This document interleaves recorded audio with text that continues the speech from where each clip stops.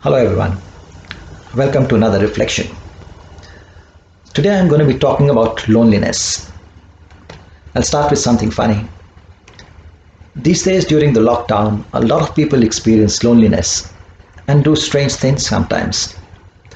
I saw a message on social media from a psychiatric department which said, "These days, during lockdown, it's normal to talk to walls and plants. Please contact us if they answer back."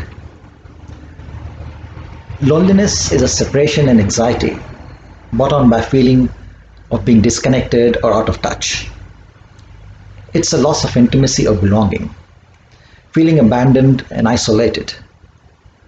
Life today has never been so crowded and so lonely at the same time. Medical experts are calling loneliness as an epidemic. Doctors say that loneliness is as harmful as smoking 15 cigarettes a day. Study shows that stress from loneliness damages the body's immune system as well as our mental health. It increases the rate of premature death by 26%. Loneliness causes heart disease, depression, anxiety, early dementia, and Alzheimer's. Loneliness can be caused by a broken relationship, divorce, death of a loved one. You see, God did not create us to be lonely, yet more and more people are lonely these days. Just as God created the birds and the animals in pairs, same way God created man and woman to give each other company. Research shows that most of us feel lonely sometime or the other. In Australia, 1 in 4 people feel lonely most of the time. 1.5 million people have been feeling lonely for a decade or more. The age group between 25 years to 44 years old Australians are the loneliest group because they're changing jobs frequently to climb the corporate ladder. They have to travel a lot of times, change residence, work really hard to pay for the expensive lifestyle, have a high rate of separation and divorce. You see, they're more lonely than the retired and the old people. A lot of young people fall victim to drugs and alcohol to fill this void in their lives called loneliness. Lonely people are unhappy people. They are insecure, inadequate, restless, confused. They waste their time in feeling lonely. It's hard for them to concentrate. Their mind gets divided into different things. Loneliness is a plague in our society.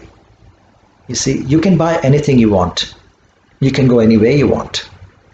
But loneliness follows you like a shadow until you get rid of it. You see, some people feel lonelier than others. Being alone does not mean you're lonely if you keep yourself occupied with a hobby or like gardening, music, reading, writing, exercising. You see, if you have pleasant thoughts, even when you're alone, we are in good company. Loneliness can be experienced by anybody, whether they are young or old, rich or poor, sick or healthy. 40% of young adults report often feeling lonely. You see, bonding with others is crucial to adapting to our environment. We need social groups, human groups.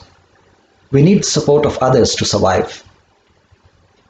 People perceive their social relationships defined by either quality or quantity. You have to be careful in making friends. If somebody wants to be your friend, find out about them through the people they hang around with or through social media. This is a bit of advice for the young females who are looking for a partner. You see, a good-looking man will open your eyes. An intelligent man will open your mind, but a gentleman will open your heart. A person may dress up like a millionaire, but his character might be worth 20 cents. You see, there are different types of loneliness. There's interpersonal loneliness. When you lose someone who's close to you through death, divorce, separation. Then there's social loneliness, When a person is rejected by a social group, it can even happen to children at school when they are rejected by their friends or in offices, in families. Then there's cultural loneliness. When a person finds it hard to adopt to a new culture, like when you move into a new country or move residence to a new city or marry into a different religion or nationality, you can feel lonely. Then there's intellectual loneliness. When a person feels intellectually disconnected with friends, family, or colleagues. Then there's psychological loneliness. When someone has experienced a personal psychological trauma, which you feel scared or ashamed to share it with others, like bullying, domestic violence, abuse, etc. You see, loneliness has become a public health crisis. People prefer to be more virtually connected to one another through social media but get emotionally disconnected. Technology has grown and so has loneliness. People have hundreds of followers on social media but they're still lonely. You see, a handshake or a hug is anytime better than a wave on Facebook. You're not the only one who's lonely. There are others. You don't have to feel guilty about it. There are many who go to movies on their own or go to dinners alone. Thinking about what is making you feel lonely will help you find answers how to get out of it. Find out what is the type of loneliness you're experiencing. Ask yourself a question. What am I doing that is making me feel lonely? Find a social group based on your hobbies and interests. Do voluntary work or charity work. It will give you immense satisfaction and contentment too.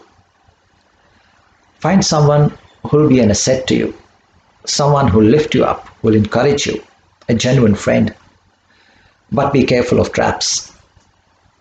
Try and smile more. Make eye contact with others.